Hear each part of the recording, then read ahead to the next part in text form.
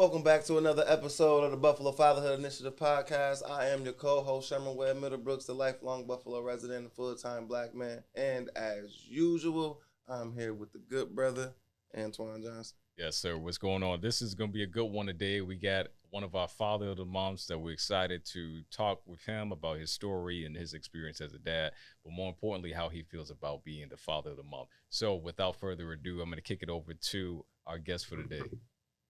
Well, I think it's a great honor to be Father of the Month. It kind of came out of nowhere. I wasn't expecting it, but humbled and honored to accept this great award, and love to just chat with you guys about what it means to be a father, in today's day and age. Absolutely, absolutely. So before we get too much into getting all in your business, I want to talk about this thing that came up a few weeks ago. So we were in a fatherhood group, actually. But right before I jumped on a call, I had a family member call me. I won't say who it is because I don't want nobody feeling no kind of way. But they were like, "What are you doing?" I was in the car, just picked the kids up from being with Simone at a doctor's appointment, right? And they were crying and stuff like that. And this family member was like, "Oh, you babysitting?"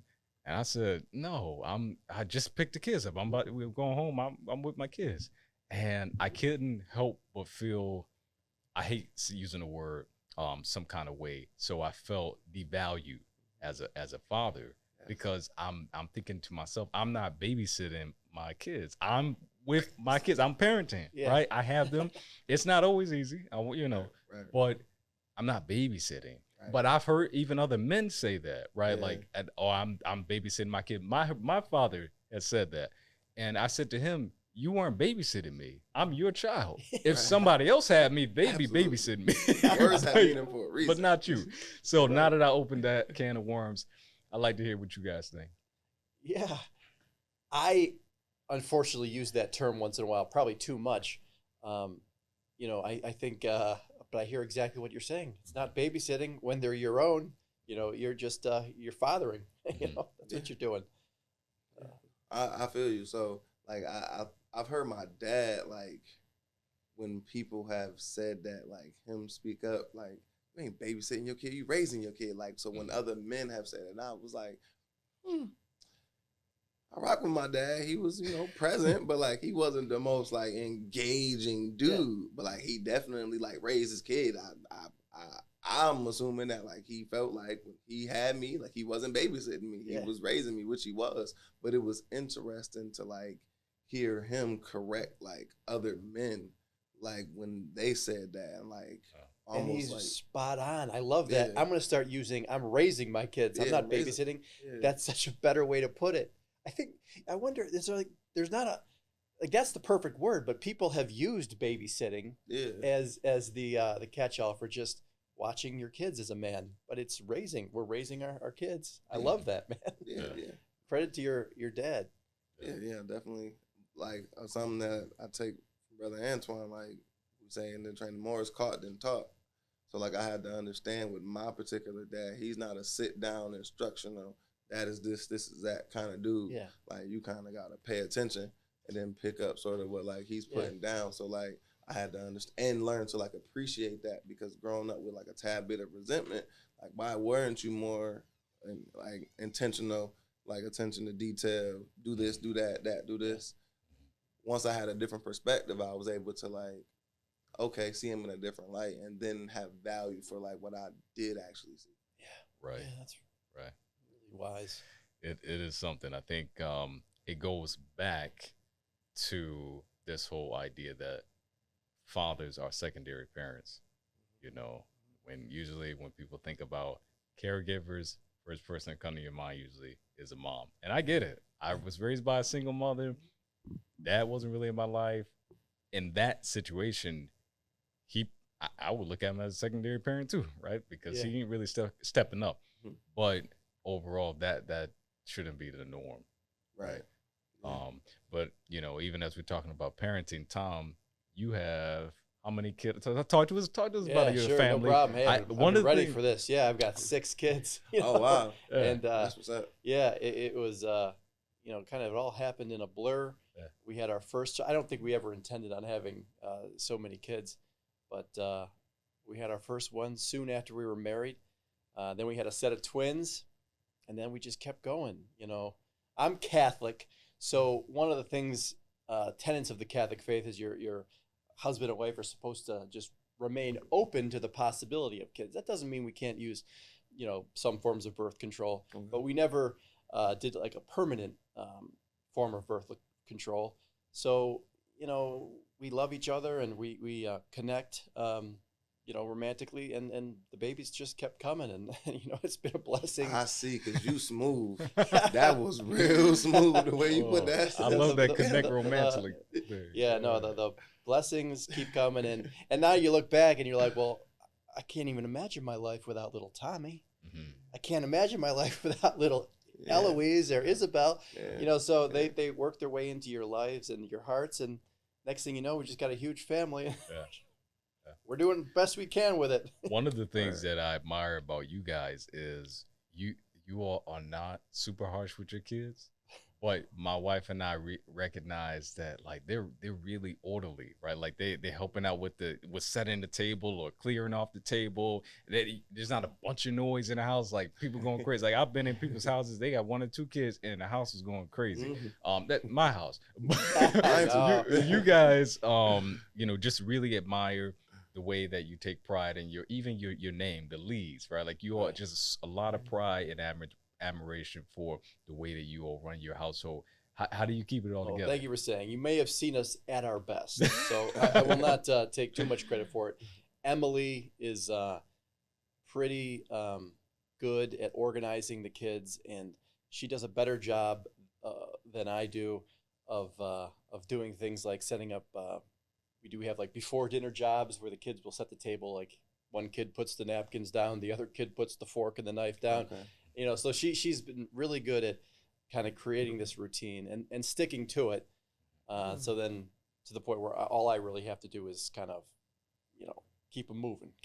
That's my job. You the encouragement. But I'm the encourager. Yeah. She does a good job, and she really spends a lot of time and effort educating herself on, reading a lot of books and talking to, wonderful people like Simone, Antoine's wife, just picking up tips along the way, and then she implements them. And, so I have to give all the credit for that kind of thing to her.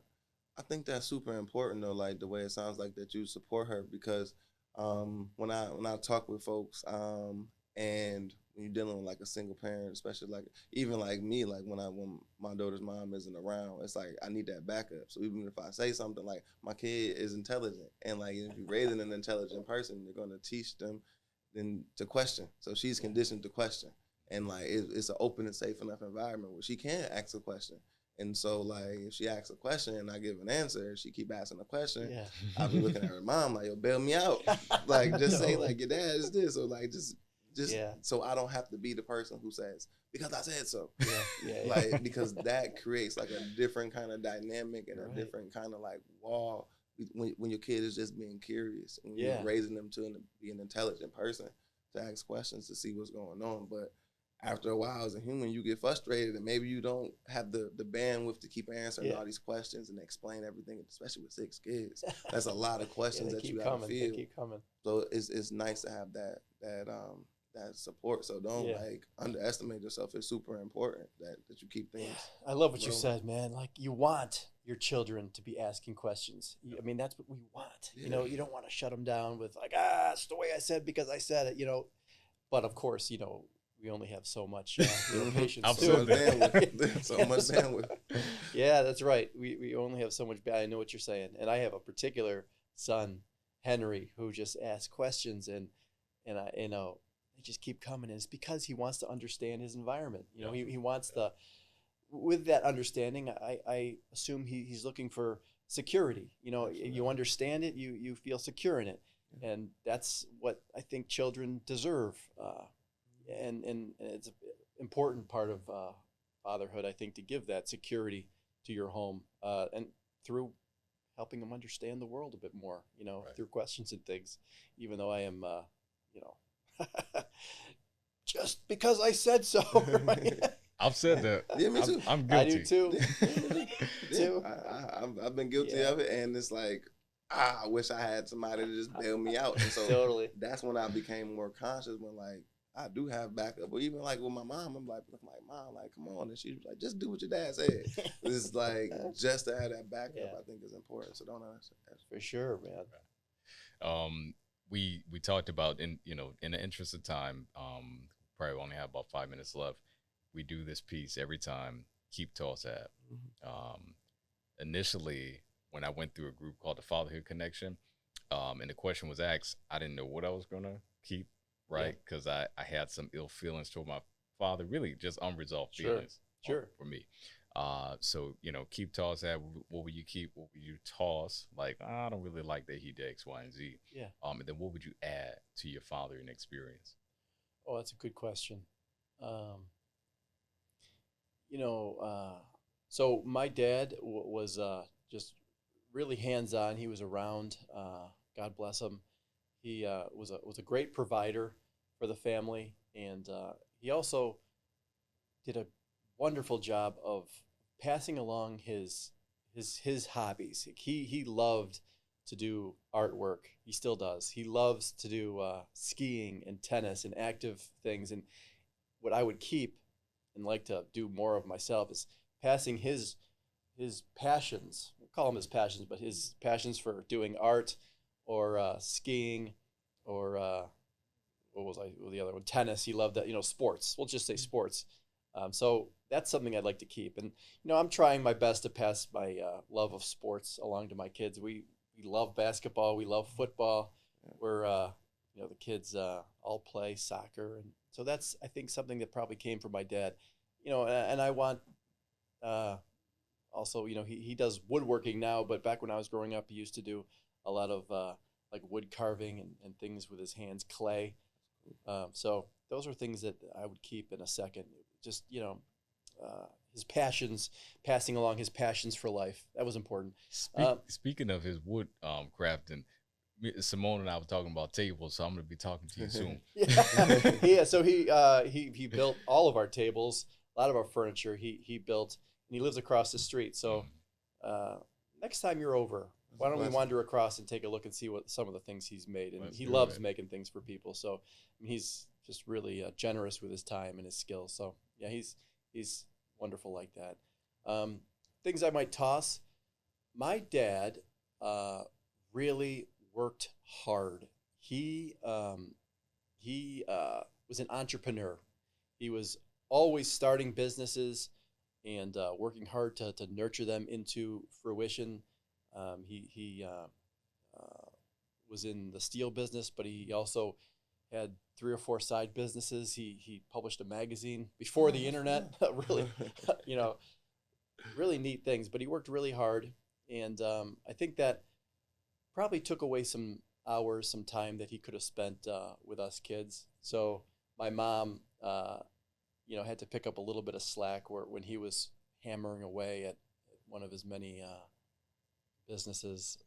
I just remember he used to work on his magazine at night when we were all going to bed. So he wasn't able to tuck us in the way I tuck my kids in.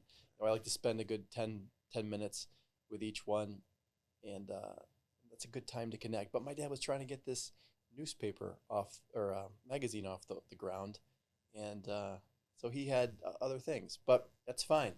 So that might be something I'm grateful that I can devote a little bit more time than he did, especially around bedtimes. Yeah. I remember we had these little vents that led to the basement, and that's where he did his magazine work. He used to be like, "Good night, Dad." He'd be like, "Good night, kids." Pop, pop, pop. So that was just kind of a fun memory. And then what was the other one? What would you add? Oh, add. Well, I tell you what I look forward to. I look forward to my kids growing up and just becoming more and more, less of my children, more of my friends. I see it with my 13-year-old, like, well, we can hang out, and he's got some cool things to say about sports and different things he's interested in. And, so I see it's starting with my 13-year-old, and I hope that it continues to the point where, he's a young man, and we can just kind of rap and have a beer and just be friends. So that's what I'm looking forward to. Okay. I like it. Does that count? That counts. That counts. And Yeah. you've actually you already talked about it even before we got to it, because you started talking about how you in terms of the time are splitting up your time between the kids to give them that. So you're adding that. Yeah. No, I was gonna ask earlier too, and I'm glad that you ended up alluding to that. Just like, how do you make time?